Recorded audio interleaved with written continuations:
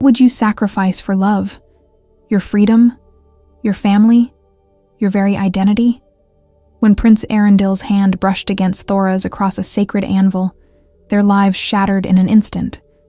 The touch lasted less than a heartbeat, but it created something forbidden, something ancient, something that would force two enemies to share every thought, every emotion, every moment of pain and joy for the rest of their lives. Now they can feel each other's heartbeat from 173 miles away. They taste each other's tears. They carry each other's memories as if they were their own. And both their peoples want them dead for it. But here's what no one knows. This wasn't an accident. Hidden in Thora's bloodline is a secret so explosive it could rewrite 800 years of history and destroy the fragile peace between elves and dwarves forever. A secret that makes their connection not a curse, but a revelation. A secret that means everything they've been taught about racial purity and separation was built on lies. They have 7 days before the council passes judgment.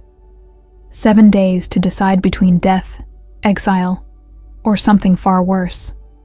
A ritual that would sever their bond forever, but only if one of them agrees to forget the other ever existed. To erase every memory, every touch, every whispered promise, while the other carries the weight of their love alone for the rest of their days. One will remember everything. One will remember nothing. And the choice of who loses their memories will determine not just their fate, but the future of 2 entire races. The question isn't whether they'll survive. The question is, what will be left of them when this is over? Finalize calm. Finalize calm. On the 5th night after the binding, Arundel did something he'd never done in his 134 years of life. He broke his father's direct order and left the palace. The decision came when he felt Thora crying. Not the quiet, dignified tears that elves sometimes shed during moments of profound beauty or loss, but raw, choking sobs that shook her entire body and made breathing feel impossible. She was alone in the forge, long after midnight, and the grief pouring through their connection was so overwhelming that Arundel couldn't tell anymore where his own despair ended and hers began. He'd tried to endure it, tried to respect the confinement his father had imposed, to trust that the scholars and councils would find some solution that didn't end with both of them dead. But feeling her break apart while he sat uselessly in his chamber, surrounded by useless books and useless advisors, was more than he could bear. The palace guards didn't question him. Prince Arundel had never given them reason to doubt his judgment, and his face showed such determination that they simply stepped aside and let him pass. He took the fastest horse in the royal stables, a silver mare named Starwind who could run for hours without tiring, and rode north toward the Stonehold Mountains with nothing but the clothes on his back and a desperation that bordered on madness. Thora felt him coming. Felt his determination, his recklessness, his absolute refusal to let her suffer alone anymore. She stopped crying and stood in the center of the forge, her heart pounding so hard she thought it might crack her ribs. He was 3 hours away, then 2, then 1. She could track his progress through their connection as clearly as if she were watching him through a scrying glass, could feel the horse's rhythm beneath him, could taste the night air cold against his face. She should have alerted the guards, should have warned her father that an elf was approaching the mountain stronghold in the middle of the night, should have done anything except stand there waiting for him like some foolish girl from a children's story who believed that love could conquer laws written in blood and enforced with steel. But she didn't move, didn't call out, didn't do anything except wait. Arundel reached the base of the mountain as dawn began to break. He'd never seen the dwarf stronghold before, not up close. The delegation tour had kept them to the outer halls, the public spaces designed to impress visitors. Now he stood before the massive iron gates that marked the entrance to Ironheart territory, gates that had been closed to his people for 816 years, since the day the treaty had been signed, and both races had agreed that separation was preferable to continued war. He should have been terrified. should have recognized the suicidal stupidity of an elven prince presenting himself alone at a dwarf stronghold. But all he could feel was Thora's presence, stronger now that they were close, pulling him forward like a rope tied around his heart. The gates opened, not with the grinding protest of ancient metal, but smoothly, deliberately, as if someone had been waiting for exactly this moment. Thora stood in the gap, silhouetted against the forge fires that burned eternally in the halls behind her. She was smaller than he'd imagined, barely reaching his chest, with shoulders broadened by decades of hammerwork and hands scarred by a lifetime of shaping metal. Her copper hair had come loose from its braids, falling around her face in wild tangles, and her eyes, those impossible silver eyes that no dwarf should have, reflected the firelight like molten metal. They stared at each other across 10 feet of empty space that felt like an unbridgeable chasm. Arundel opened his mouth to speak, to explain, to apologize, to say something that might justify his presence here. But before he could form a single word, Born Ironheart emerged from the shadows behind his daughter with 5 clan warriors at his back, all of them armed, all of them looking at the elven prince with expressions that promised death. "So," the clan elder said, his voice rough as grinding stone, "the elf boy comes to claim what he's ruined." Thora flinched, and Arundel felt her shame and fury mixing until he couldn't separate the emotions. She hadn't told her father about his journey, hadn't known he was coming until he was already too close to stop. Now they stood together, bound pair facing judgment, and the consequences of his impulsive decision crashed down on him with brutal clarity. He'd just made everything infinitely worse. "Father, please," Thora said. But Borin raised his hand and she fell silent. The obedience was automatic, ingrained by 61 years of clan hierarchy, and Arundel felt her resentment at her own compliance warring with her genuine respect for the man who'd raised her. "I came to speak with her," Arundel said, forcing his voice to remain steady despite the fear clawing at his throat. "Nothing more. I'll leave as soon as we've talked." Borin laughed, but there was no humor in it. "You think you can just walk into our halls, defile our sacred spaces with your presence, and then walk out again? You think the binding gives you rights here, boy? It gives you nothing but a shared death sentence." The clan warriors moved forward, forming a semicircle that blocked any escape route. Arundel's hand instinctively went to his hip, but he'd brought no weapon. Hadn't even thought to arm himself. What good would a sword do against 6 armed dwarves in their own territory? Then Thora stepped between them. She moved so quickly that even Arundel, with his enhanced elven reflexes, barely tracked the motion. One moment she was standing beside her father, the next she was directly in front of the prince, her back to him, facing down the warriors with a defiance that radiated through their connection like heat from the forge. "No," she said, and the single word carried absolute conviction. "You will not touch him." Borin's face darkened. "Girl, step aside. You shame yourself and your clan by protecting this creature." "This creature," Thora said, and Arundel heard the tremor in her voice that she was fighting to control. "Feels everything I feel. Every word you speak against him, I hear as if you spoke it to me. Every blow you strike against him, I will experience as if you struck me. So tell me, Father, are you prepared to torture your own daughter? Because that's what you'll be doing." The words hung in the dawn air like smoke. The warriors shifted uncomfortably, looking to Borin for guidance. The clan elder's jaw worked silently, and Arundel felt a flash of something unexpected through Thora's memory. Borin as a younger dwarf, teaching a tiny copper-haired girl how to hold a hammer, his massive hands guiding her small ones, his voice gentle in a way it never was with anyone else. He loved her. Despite everything, despite the shame she'd brought on the clan, despite the impossible situation they now faced. Borin Ironheart loved his daughter with a fierce protectiveness that made what he was about to do all the more devastating. "Then you've chosen your side," Borin said quietly. "The council convenes in 2 days. You'll both stand before them and hear your sentence. Until then, you're confined to the lower forge. both of you. Together, since you seem to prefer his company to your own people's." He turned and walked away, the warriors following, leaving Thora and Arundel alone in the gateway, as the sun crested the mountains and painted the sky in shades of gold and blood.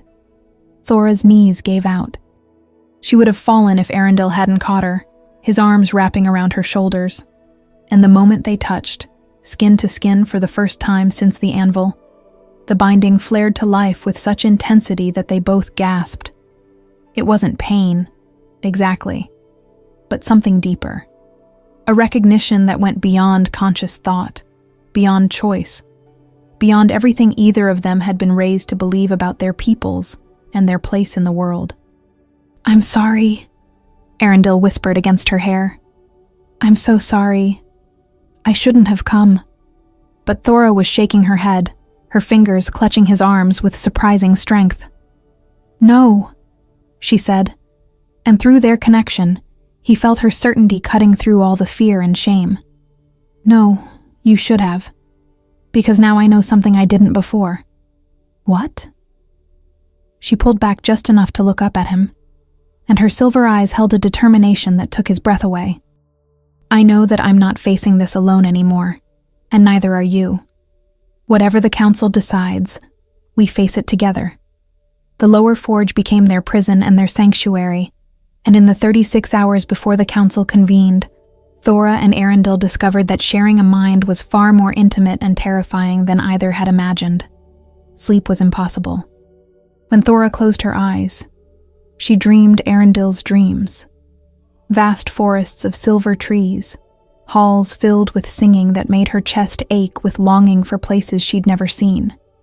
Memories of a mother with hair like moonlight who died when he was 63 and left a wound that had never fully healed. When Arundel tried to rest, he found himself in Thora's nightmares. The forge fire burning too hot, her mother's face twisted in disappointment, the sensation of being crushed under expectations too heavy for anyone to carry, and beneath it all, a bone-deep loneliness that came from being different, from having eyes that glowed silver when every other dwarf's eyes were brown or black. They sat on opposite sides of the forge, trying to maintain some illusion of separation, but it was pointless. Every thought, every feeling, every memory leaked across the space between them until the boundaries of self began to blur. "Your mother," Arundel said suddenly, breaking the silence that had stretched for nearly an hour. "She had the same eyes as you." Thora's head snapped up. She hadn't been thinking about her mother, but he'd been sifting through her memories, and he'd found the ones she kept buried deepest. "Don't," she said sharply. "Those memories are private." "Nothing is private anymore," he replied, and there was no accusation in his voice, only exhaustion. "I'm not trying to intrude, but I can't control what I see any more than you can control what you feel from me." He was right, and she hated it. Just moments ago, she'd been overwhelmed by his grief for his mother, a woman named Selethil, who'd been known throughout the Elven kingdoms for her healing magic and her impossible kindness. Thora had felt Arundel's final memory of her as clearly as if it had been her own. Selethil lying in bed, her light fading, asking her son to promise he would find joy in life, not just duty. A promise he'd kept for 71 years, until a careless touch had bound him to a dwarf and made joy seem like a luxury neither of them would ever experience again. Thora stood and moved to the anvil, running her scarred fingers across its surface. The metal was cool now, dormant, showing no sign of the magic that had changed everything. "My mother died in childbirth," she heard herself saying. "My younger sister. They both died. I was 37. My father blamed me because I'd been the one working the bellows that day, and I'd let the fire burn too hot, and the smoke had made her cough until she couldn't breathe, and the baby came too early." Arundel felt the guilt crushing down on her, guilt she'd carried for 24 years, guilt that had driven her to work harder, forge better, try to earn back a forgiveness her father had never actually withheld. Boren had never blamed her. She'd blamed herself, and the weight of it had shaped every decision she'd made since. "It wasn't your fault," Arundel said quietly. "You don't know that." "Yes, I do. Because I can feel the truth underneath the guilt. You were a child. The fire wasn't too hot. Your mother had been sick for weeks. The healers had warned your father that another pregnancy was dangerous. But he wanted a son, and she wanted to give him one. And sometimes terrible things happen that aren't anyone's fault." Thora turned to face him, and her eyes were bright with unshed tears. "How dare you?" she whispered. "How dare you dig through my pain like it's yours to examine?" Arundel stood, his own frustration finally breaking through. "Because it is mine now, don't you understand? Your pain is my pain. Your guilt is my guilt. Your every waking moment is tangled with mine until I can't remember what it felt like to be just myself. You think I want this? You think I enjoy knowing that you've spent 24 years punishing yourself for something that wasn't your fault? You think I like feeling your self-hatred every time you look in a mirror and see eyes that remind you of what you lost?" The words echoed off the stone walls, and in the silence that followed, they both felt it, the truth behind his anger. He wasn't just talking about her anymore.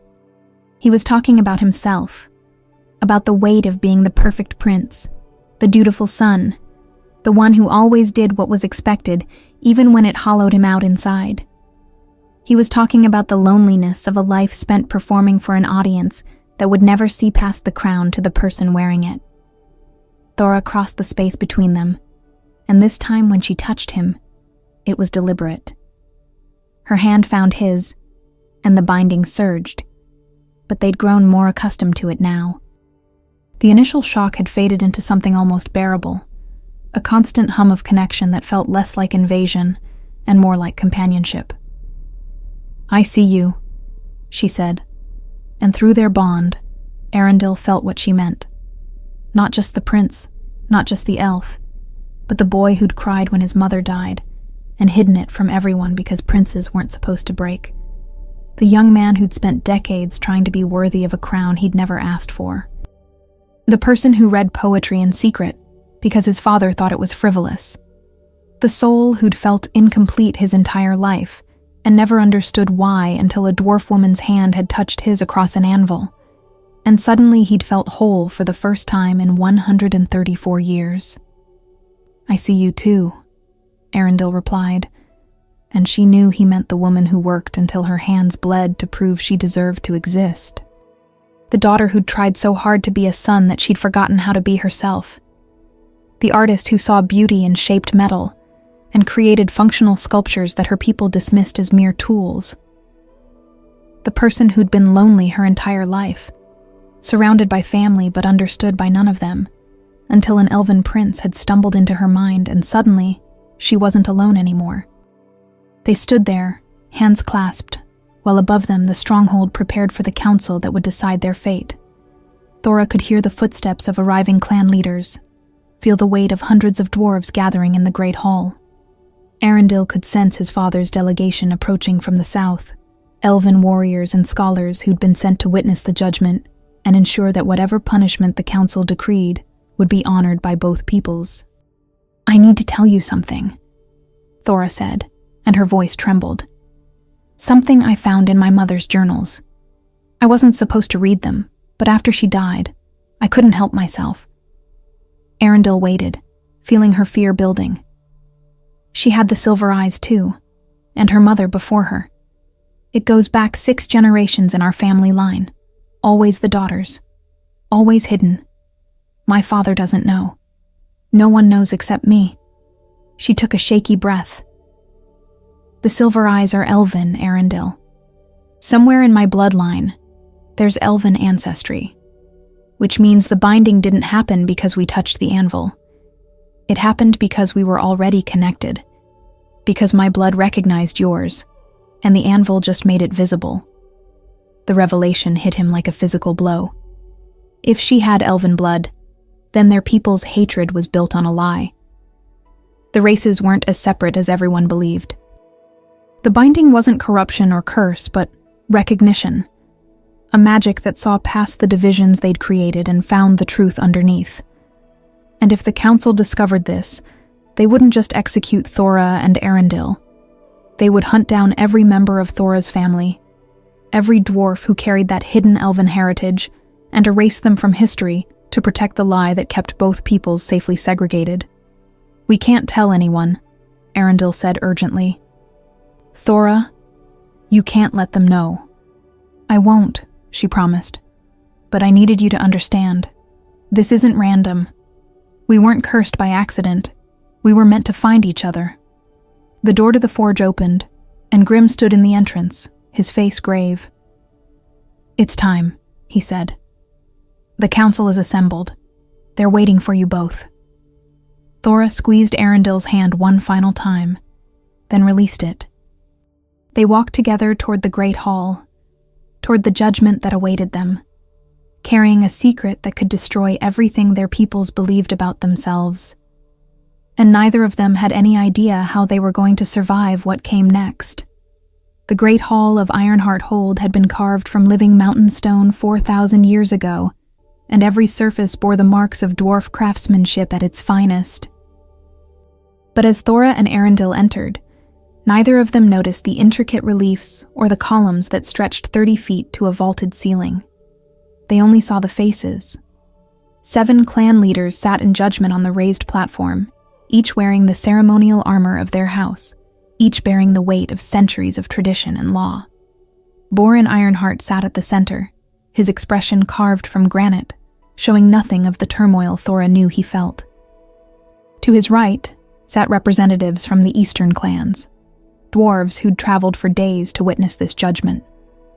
To his left, the southern and western leaders, all of them watching the bound pair, with expressions ranging from disgust to pity, to something that looked almost like fear. Behind the clan leaders, standing in the shadows like harbingers of death, were the Elven delegation. King Thalamir himself had not come, but he'd sent his second son, Arendel's younger brother Kaelin, along with 3 members of the Eternal Court, and a contingent of guards whose hands rested on their sword hilts with obvious intent. Kaelin's face was a mask of controlled fury, and through their connection, Arundel felt Thora absorbing his brother's hatred as if it were directed at her personally, which, in many ways, it was. The hall was packed with witnesses. Every dwarf family of standing had sent representatives, and they lined the walls in silent judgment, their eyes tracking every movement Thora and Arundel made as they walked to the center of the chamber. Thora felt their stares like physical blows, felt their revulsion and anger, and beneath it, something worse. Disappointment. She'd been respected once, admired for her skill at the forge. Now she was the dwarf who'd defiled their most sacred space by allowing an elf to touch it. Borin stood, and the hall fell into absolute silence. "Thora Ironheart, daughter of my blood, master of the sacred forge," he began, and his voice carried no warmth, only the cold weight of duty. "You stand accused of violating the law of separation, of allowing your body and soul to be bound to an elf, and of bringing shame upon your clan and your people. How do you answer?" Thora opened her mouth, but before she could speak, Arundel stepped forward. "She is guilty of nothing except being in the wrong place at the wrong moment," he said, his voice ringing clear across the hall. "I was the one who reached for the anvil. I was the one who initiated contact. If anyone deserves punishment, it's me alone." A murmur rippled through the crowd. Kaelin moved forward from the shadows, his hand on his sword. "You don't speak here, brother," he said, and the word dripped with contempt. "You forfeited that right when you defiled yourself with dwarf filth." Arundel felt Thora's flinch as if Kaelin had struck her, felt her shame and hurt mingling with his own rage. "Watch your tongue," he said quietly, but there was steel underneath. "Or I'll forget we share blood." "You already forgot," Kaelin shot back. "The moment you let that creature touch you, you stopped being my brother. You stopped being Elven. You became something twisted, something wrong. something that needs to be cut out before it spreads. The words hung in the air like poison, and Thora felt them settling into Arundel's heart, confirming every fear he'd ever had about not being good enough, not being worthy of his family's love. She wanted to reach for him, to offer comfort, but the guards stood between them now, keeping them separated by 10 feet of empty stone. "Enough," Borin commanded. He turned his attention to Thora, and she saw the pain in his eyes that he was fighting to hide. "Daughter, you will answer the charge. Did you willingly allow the binding to occur?" "No, father," Thora said, and her voice was steadier than she felt. "It was an accident. I reached for the anvil at the same moment he did. Our fingers touched for less than a heartbeat. There was no intent, no desire for this to happen. But it happened. And now we must deal with the consequences." "The consequences are clear," said Merrick Stonefist, the eldest of the Eastern clan leaders. His beard was white as winter snow, and his eyes held no mercy. "The law has stood for 816 years. It exists for good reason. During the breaking, when bindings were common, our peoples nearly destroyed each other. Dwarf and elf couples became weapons. Their emotional bonds used to manipulate, to spy, to betray. Entire clans fell because one bound pair gave away secrets they couldn't help but share. We learned that lesson in blood, and the law was written to ensure we never learned it again." He stood, his armor creaking with age. "The sentence is death for both. Public execution, carried out simultaneously so that each feels the other's suffering before the end. It is harsh, but it is just. It is the only way to ensure that no other foolish children will ever dream of crossing the divide between our peoples." The words fell like hammer blows, and Thora felt Arundel's despair crashing through their connection with such force that her knees nearly buckled. She gripped the edge of the table beside her, fighting to stay upright, fighting to breathe through the weight of their shared terror. But then something unexpected happened. A voice spoke from the crowd, thin and wavering but clear. "I object to this judgment." Every head turned.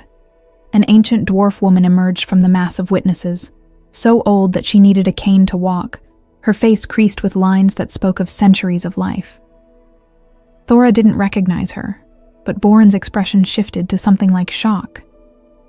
"Grandmother Hela," he said, and there was disbelief in his voice. "You shouldn't be here. You're too weak to travel." "I'm too weak to let another pair die for the lies we've been telling ourselves," Hela replied.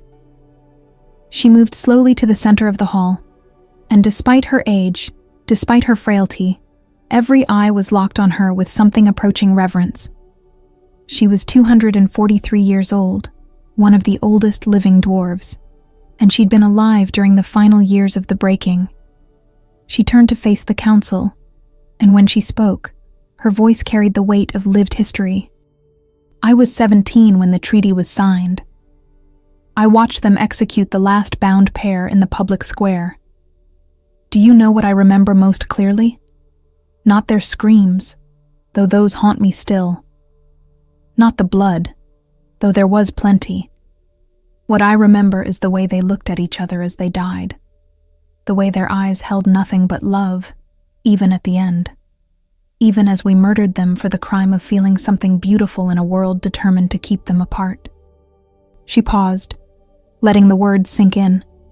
"We told ourselves it was necessary. We told ourselves the binding was dangerous, that it made people lose themselves, that it created vulnerabilities our enemies could exploit. But the truth is that we were afraid. Afraid of what it meant that our peoples could love each other despite everything. Afraid that if we allowed it, we'd have to admit that the war was pointless, that all those deaths were for nothing, that we'd wasted centuries hating each other when we could have been building something beautiful together." Merrick Stonefist's face had gone red. "You speak treason, old woman. The law exists for good reason. The law exists because we're cowards," Hela shot back. "Because it's easier to kill two innocent people than to admit we were wrong." She turned to Thora and Arundel, and her eyes were wet with tears. "I won't watch it happen again. I won't let you die for loving each other when the real crime is the hatred we've built between our peoples." Boren stood abruptly. "Mother, you don't understand what you're saying. The binding is dangerous. It makes them vulnerable to manipulation, to what?" Hela interrupted. "To caring about someone from another race? To understanding that maybe, just maybe, we're not as different as we pretend to be?" She pointed at Thora with her cane. "That girl has silver eyes, Boren. Silver. Just like your wife had. Just like your mother had. Just like I had before age dimmed them. You know what that means, even if you've been pretending you don't." The hall erupted in chaos. Dwarves shouted questions, accusations, denials. The Elven delegation moved forward, Kaelin's face twisted with rage and something that looked almost like triumph, as if this revelation proved everything he'd always suspected about the corruption of dwarf blood. And in the center of it all, Thora and Arundel stood frozen, watching their secret spill out into the open, knowing that Grandmother Hela had just saved them from execution by condemning them to something potentially far worse. The chaos in the Great Hall took 7 minutes to subside, and in those 7 minutes, Thora felt her entire world fracture and reform into something unrecognizable. Boren's face had gone ashen. He stared at his grandmother, then at his daughter, and Thora felt through their bond what Arundel was seeing, the mathematical certainty clicking into place in her father's mind. The silver eyes. His wife's mysterious lineage. The family records that had always been suspiciously incomplete on his wife's maternal side. The truth he'd been willfully ignoring for 61 years, because acknowledging it would mean admitting that his beloved wife, the mother of his children, carried Elven blood. Which meant his children carried it too. Which meant he carried it, inherited through generations of careful concealment and deliberate forgetting. Kaelin moved forward, his sword now drawn, pointing directly at Thora. "This proves everything," he said, his voice cutting through the diminishing noise. "The dwarves aren't pure. They're contaminated, have been for generations, hiding their corruption behind stone walls and pretending to be something they're not.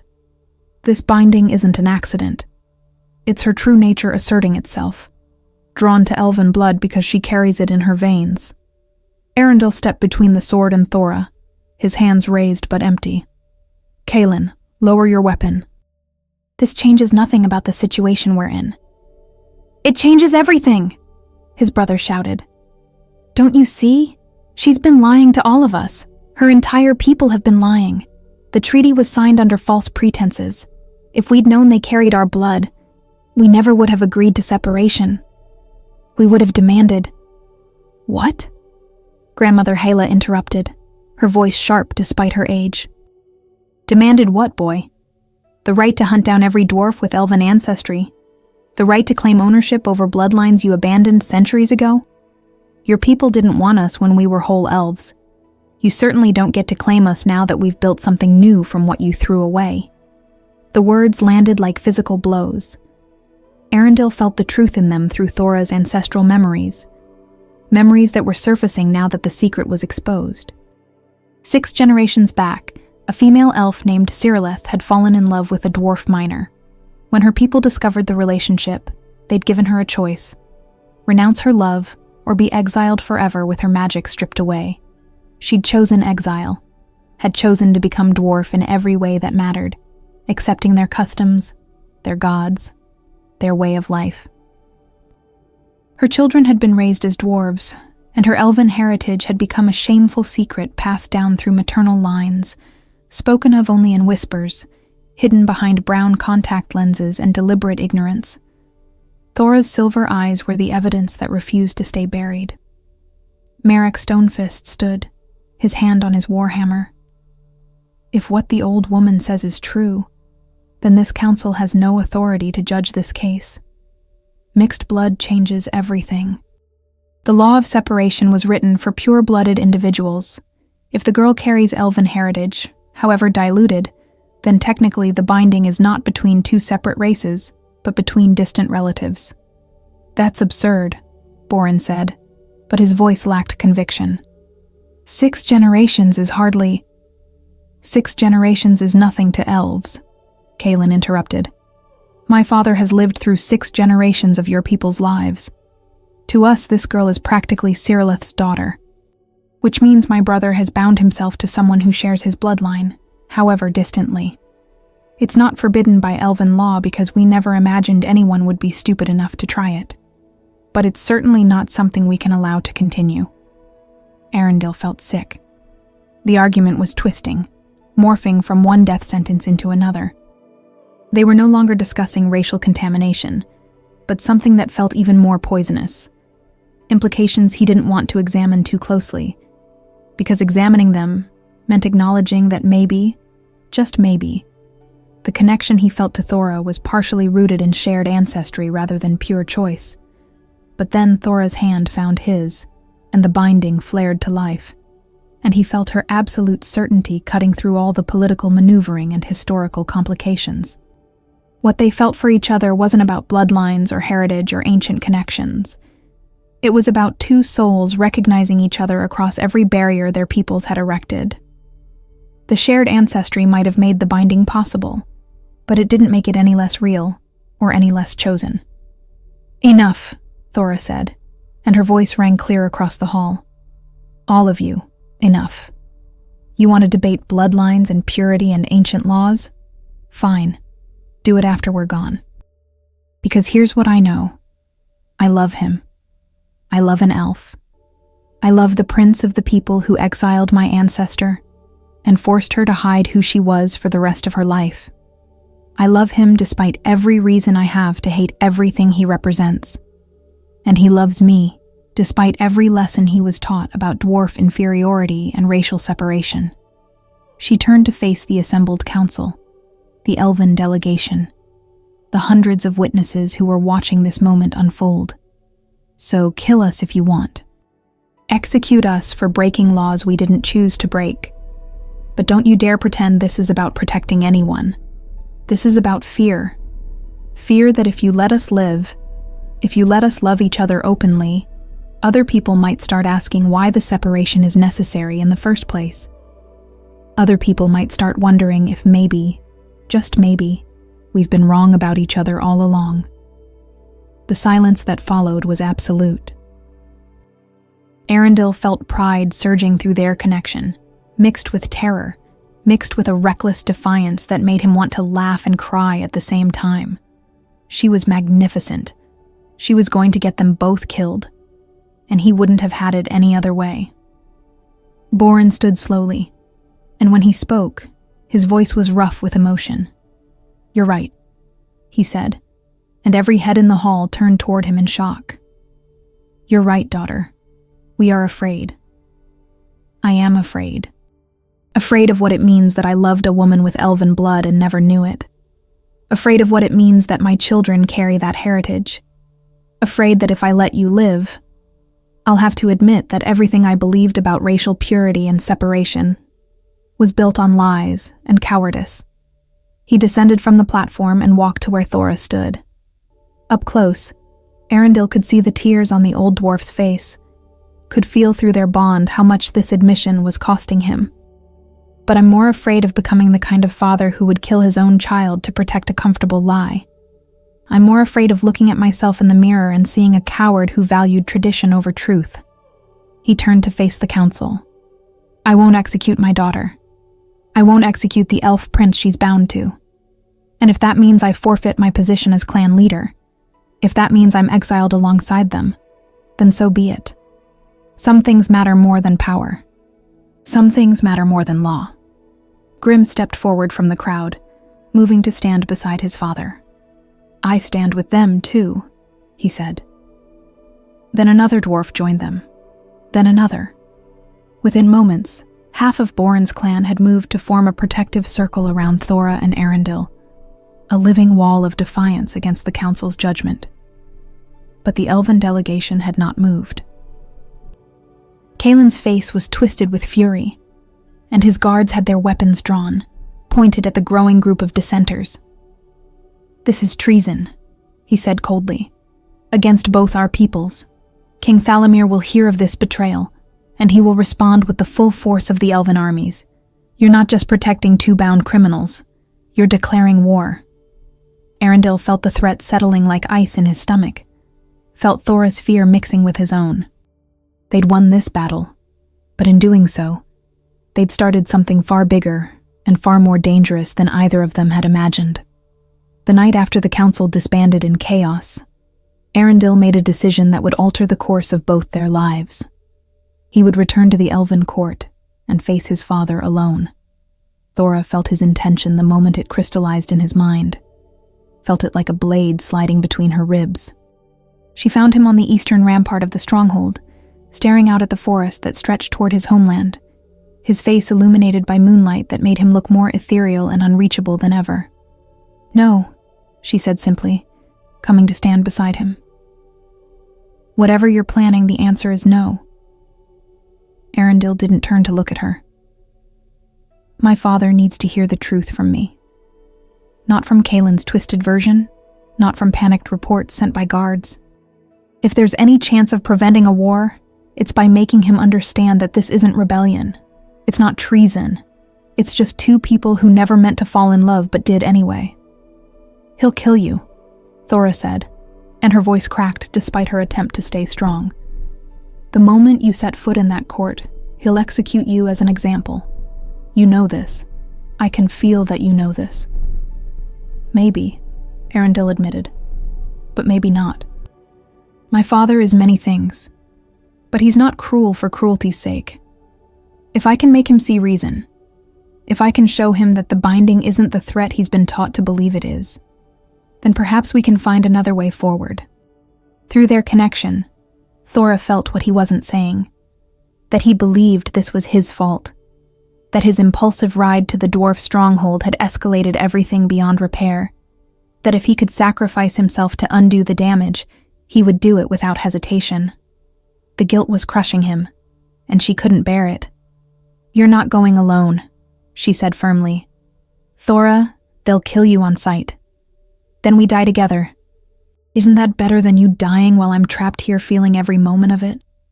Isn't that better than me surviving while you're gone, feeling the absence of you like a missing limb for the rest of my life?" Arundel finally turned to face her, and in the moonlight, she could see tears tracking down his face. "I can't ask you to do that. Can't ask you to walk into certain death just to stay by my side. You're not asking. I'm choosing." She took his hands in hers, and the binding hummed between them, warm and constant and utterly undeniable. "We've been connected for 8 days now. 8 days of sharing every thought, every feeling, every fear and hope and memory. Do you really think I could let you face your father's judgment without me? Do you really think I'm capable of that kind of cowardice?" He pulled her close, wrapping his arms around her, and for a long moment, they simply held each other while the night wind whispered through the mountains. Arundel had never held anyone like this, had never felt this particular combination of protectiveness and vulnerability and bone-deep rightness. In his 134 years, he'd had admirers, had been pursued by eligible elven maidens who wanted to be princess, had even felt attraction to a few of them. But he'd never felt this. Never felt like someone truly saw him, understood him, accepted him completely despite knowing every shadow in his soul. "We leave at dawn," he said quietly, "before your father can organize an escort that would make things worse. Just the two of us." Thora nodded against his chest, breathing in his scent, memorizing this moment because she knew with absolute certainty that whatever happened in the Elven court would change them irrevocably. They would either find a way forward together, or they would die together. But one way or another, the next few days would determine the fate of more than just their own lives. They returned to the lower forge to prepare, and that's where Grimm found them an hour later. He carried a bundle wrapped in oilcloth, and his face was set in the same stubborn expression Thora had worn her entire life. "You're really doing this?" he asked, though the question was rhetorical. He could see the determination in his sister's eyes. "We don't have a choice," Thora replied. If we stay here, Kaelin will convince King Thalamir that the dwarves are harboring criminals and planning rebellion. The elven armies will march, and thousands will die in a war that's entirely our fault. But if we go to the court willingly, if we submit to judgment, maybe we can convince them that this isn't about politics or power. It's just about us. Grimm shook his head. You always were terrible at lying to yourself. He unwrapped the bundle, revealing a masterwork of dwarf craftsmanship, a shirt of mail so finely made that it looked like silver cloth, flexible as leather, but strong as steel. Our great-great-grandmother made this, Cyrillith, the elf who chose to become dwarf. Mother kept it hidden, said it was the only thing Cyrillith brought with her from the elven court. She wanted you to have it when you came of age. But father forbade it, said it was a reminder of shame. He held it out to Thora. But it's not shame. It's courage. The courage to choose love over law, family over fear. Cyrillith wore this when she walked away from everything she'd ever known to be with the person she loved. Now you wear it when you walk toward everything that terrifies you for the same reason. Thora took the mail shirt with trembling hands. It was impossibly light, and when she held it up to the lamplight, she could see elven runes woven into the metal, words in a language she couldn't read but somehow understood through her connection with Arendelle. For love, I would burn the world and dance in the ashes. Arendelle read the inscription and felt something break open in his chest. Cyrillith had been one of his people, had worn this armor and walked away from the elven court knowing she would never be allowed to return, had chosen exile and hardship and a shorter lifespan among the dwarves because the alternative, a life without the person she loved, had been unthinkable. And now her descendant was making the same choice, wearing the same armor, walking toward the same court that had cast Cyrillith out 192 years ago. There's something else, Grimm said quietly. He reached into his pocket and pulled out a small leather journal, its pages yellowed with age. Cyrillith's diary. I found it in Mother's things after she died. I've been keeping it hidden because I didn't know what to do with it, but I think you need to read it. Specifically, the last entry.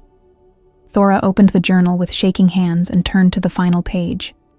The handwriting was elegant, distinctly elven, but the words were written in the dwarf tongue, as if Cyrillith had been practicing her adopted language even in her most private moments.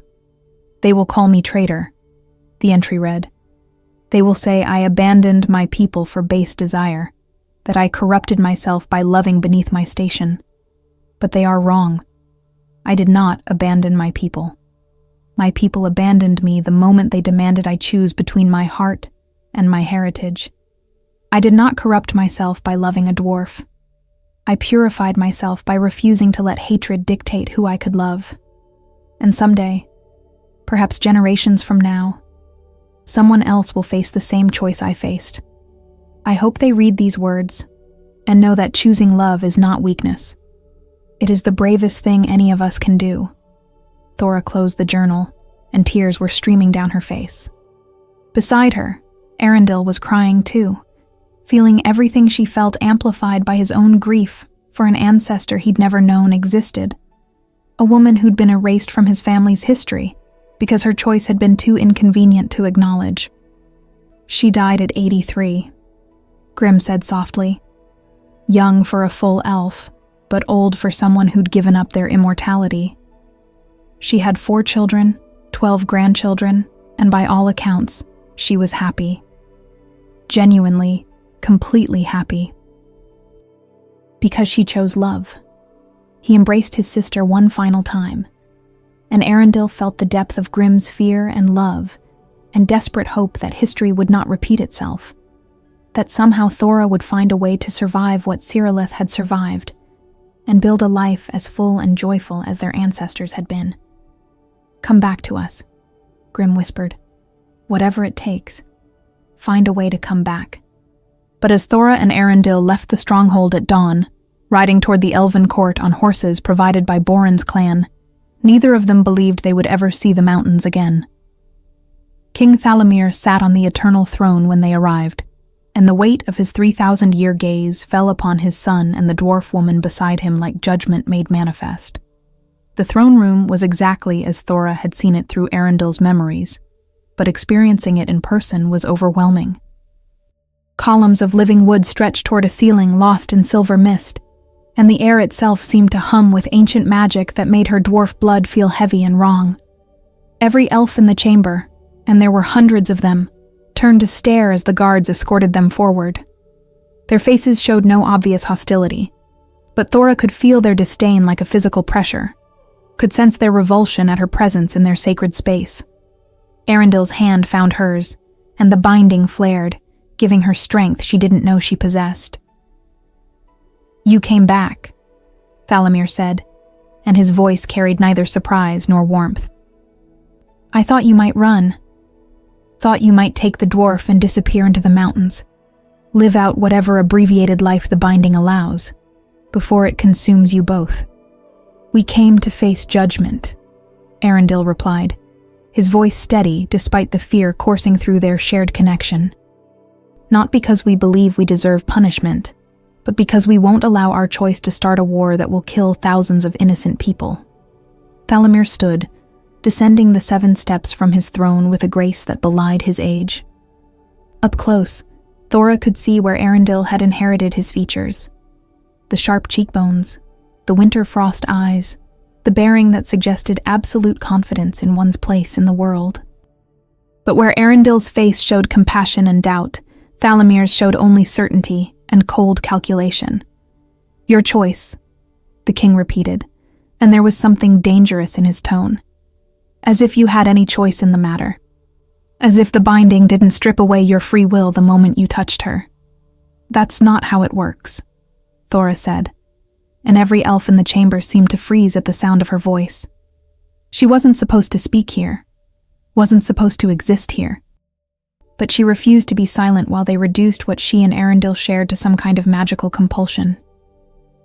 "The binding doesn't create feelings. It amplifies what's already there. It made us see each other, truly see each other, in ways that most people never experience. But the love? That's ours. That's choice." Thalamir's eyes narrowed. "You speak of love as if you understand what that word means. As if 8 days of enforced connection has given you insight into emotions that take centuries to develop. I speak of love because I feel it," Thora shot back. "Every moment of every day. I feel his fear and his hope, and his desperate desire to protect people who would gladly watch him die. I feel his grief for a mother he lost 71 years ago. I feel his guilt for disappointing you. Guilt that's eating him alive because he values your approval more than his own happiness. And yes, I feel his love for me. Love that terrifies him because it goes against everything he was taught. But it's real, and it's his. And you don't get to diminish it by pretending it's anything less than a choice he makes every single day." The silence that followed was absolute. Arundel felt his father's shock through their bond, felt the king's carefully constructed worldview cracking under the weight of Thora's words. Because she was right, and Thalamir knew it. The binding didn't create the connection between them. It only made it impossible to hide. "Father," Arundel said quietly, "I know what you're afraid of. You're afraid that if you allow this, if you acknowledge that the binding can be something beautiful rather than something corrupt, you'll have to admit that the separation between our peoples was a mistake. That the 816 years of enforced distance, all the potential connections we've lost, all the love we've forbidden, was based on fear rather than wisdom." Thalamir's jaw tightened. The separation saved both our peoples from destroying each other. "Did it?" Arundel challenged. "Or did it just delay the inevitable? Because we're still here, still hating each other, still one misunderstanding away from war. The separation didn't heal anything. It just made us strangers who've forgotten how to be anything else."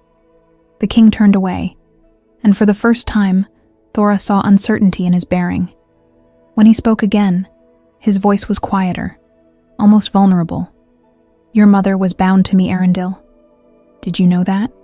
It's not common knowledge, but it's true. The moment we met, we felt the connection, and it terrified us both. But we were both elves, both of acceptable lineage, so the council allowed it. They called it fate, called it the gods' will. And for 617 years, it was everything the poets claim. I knew her thoughts, felt her emotions, experienced her joy and pain, as if they were my own. He paused, and Thora felt Arundel's shock rippling through their connection. He'd never known this, never suspected that his parents' legendary love story was rooted in the same magic that now bound him to Thora. When she died, Thalamir continued, his voice breaking, I felt it. Felt the sickness taking her, felt her life fading, felt the exact moment her heart stopped beating. And then I felt nothing. The connection severed, and I was alone in my own mind for the first time in 6 centuries, and the silence was worse than her death. For months, I wanted to die too, just to escape the emptiness where she used to be. He turned back to face them, and tears gleamed on his ancient face. That's what awaits you. One of you will die first, and the other will feel it. And then you'll spend whatever time you have left alone in a way that no one who hasn't experienced the binding can possibly understand. That's why we forbid it between races. Not because the love is false, but because the loss is too devastating. And when races have different lifespans, different vulnerabilities, the loss comes sooner and harder than anyone should have to bear. Thora felt the truth of his words settling into her bones. She would die decades before Arundel, her dwarf lifespan so much shorter than his elven centuries. He would feel her death, would live with the severed connection, would spend centuries as a shell of himself, haunted by memories of what they'd shared, unless she chose to forget. The thought crystallized in her mind with perfect clarity, and Arundel felt it the same moment she did. There was a ritual mentioned in the ancient texts, a way to sever the binding before death made it permanent. One person would forget everything about the other, every memory, every feeling, every moment they'd shared. The connection would break cleanly, and the person who forgot would return to their life as if the bound partner had never existed. The other person would remember everything and carry the weight of that love alone for the rest of their days. No, Arundel said immediately, his voice raw with horror. Thora, no. Don't even think about it. But she was already thinking about it, already seeing the solution that would save them both from the fate Thalamir described.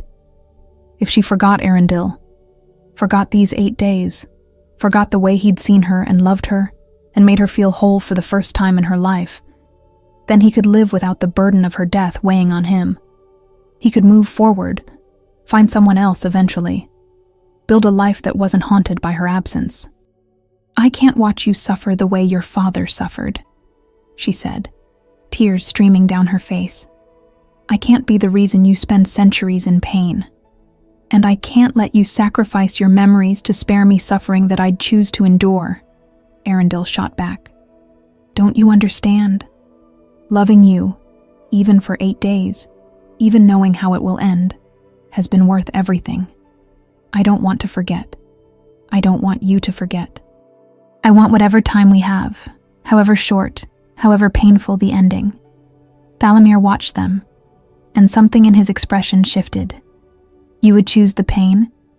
Choose the certainty of devastating loss rather than the mercy of forgetting? Yes, they said simultaneously, and the word echoed through the throne room like a vow. The king closed his eyes, and when he opened them again, they held a resignation that looked like acceptance. Then I will not stand in your way. I will not execute you for loving each other, but I will not protect you from the consequences of that love either. You will live with the binding, and you will face whatever comes. And when the end arrives, you will endure it without the mercy of forgetting. He returned to his throne, suddenly looking every one of his 3,000 years. The separation between our peoples will remain, but I will not enforce it upon you two. You may live where you choose, love as you choose, And when your time comes, you will face it with the full weight of memory intact. That is my judgment. It wasn't the ending either of them had expected. Not death, not forgetting, but something harder. The choice to love fully while knowing exactly how much the loss would cost. Arundel pulled Thora close, and she felt his relief and terror and stubborn, defiant joy mixing with her own. They would have years together, decades perhaps. She would forge her metal and he would learn her craft. They would build something new between their peoples, not by erasing the past, but by choosing differently. And when her time came, when he felt her slip away and faced the silence that terrified him more than death, he would carry their love forward as proof that some things were worth any price. "I love you," she whispered against his chest, and felt him smile even through his tears. "I know," he replied. "I feel it every moment. And I always will." In the end, Arundel and Thora didn't choose the easy path. They didn't choose forgetting, didn't choose separation, didn't choose the mercy of ignorance. They chose something far more terrifying. They chose to love fully, knowing exactly how much it would cost them. They chose the pain of inevitable loss over the safety of never having loved at all.